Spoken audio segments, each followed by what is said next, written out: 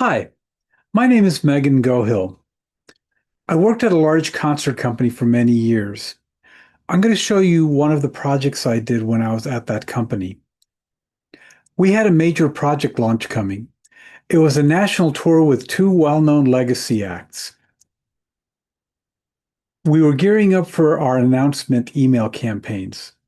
The marketing teams were selecting their audience targets using the same playbook that the company had relied on for years. And this is the same approach I inherited when I first joined. But I spent years working with the underlying data, and I kept coming back to the same feeling. We were sitting on a gold mine of data, and we had barely scratched the surface. So I asked a simple question. If we actually leverage what the data is telling us, can we drive more sales? Let me show you what the traditional approach looked like. The traditional playbook had two levers: similar artists and geography. That's it. For similar artists, we had three options. The first one was to use the genre categories that the box office assigned to the various artists. The second option was to have the local marketer hand-pick what they thought were similar artists. And the third method was to use a lift analysis. The first two methods, having the box office pick the similar artists or the local marketers picked it, depended on human judgment. This meant there was human bias.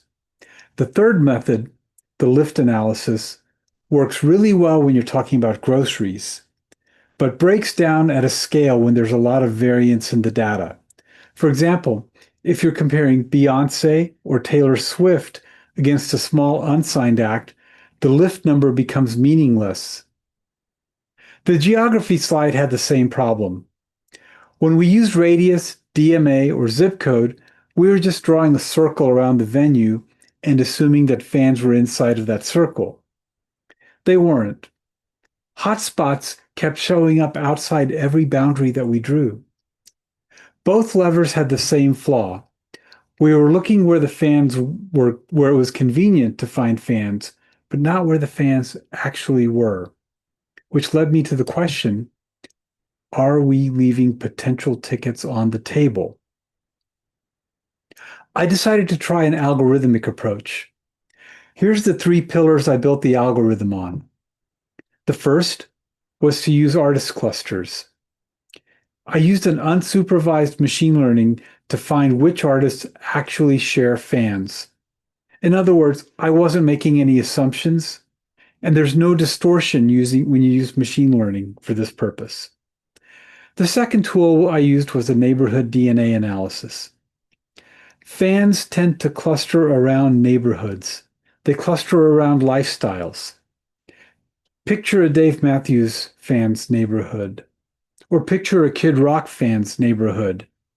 Different visuals come to mind. I profiled the neighborhoods of each artist's fan base based on income, media habits, and buying behavior. And then I found every matching neighborhood in the country, regardless of where they lived.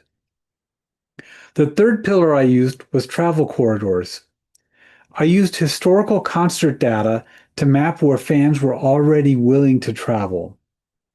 As an example, I found a really good corridor between Los Angeles, San Francisco, and San Diego. And I found similar corridors throughout the country. And then I put this to the test. We created three groups. The first groups were people that were fans picked by the traditional methods. These were the ones that the marketers picked. We call this group one. They were identified by geography by distance or traditional similar artist classification. Group two, on the right side, contained targets that I identified exclusively by the algorithm. These were the artist clusters, the neighborhood DNA, and the travel corridors. And of course, there was a lot of overlap. I call this the consensus group, group three. These were targets that both the traditional methods and the algorithm agreed on. After the on sale, I analyzed the results. Here's what I found. 60% of all ticket sales came from targets identified only by the algorithm. These fans were invisible to traditional targeting. This group accounted for 6 out of every 10 tickets that were sold. 35% of the people that bought tickets came from the consensus group. This is the group that both methods agreed on. This tells us that while the traditional targeting was not wrong, it didn't find all the fans. It just found a fraction of them. And then 5% of the ticket sales came exclusively from traditional targeting. These are targets that the algorithm did not identify. That 35% consensus group does validate the old playbook. In other words, similar artists, nearby fan works. But this project proved something far more interesting. When you let the data define the fan, instead of relying on geography, human bias, and lift analysis, we found 12 times the incremental reach. This was a real project. This was built on real data, and it produced a real result. 12 times the incremental reach compared to the traditional result. The methodology is transferable.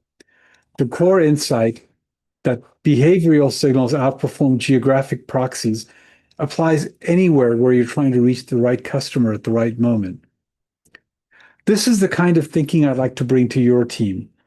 I'm not here to pitch a finished solution. I'm here to start a conversation about your specific challenges. Let's think through your challenges together. Thank you.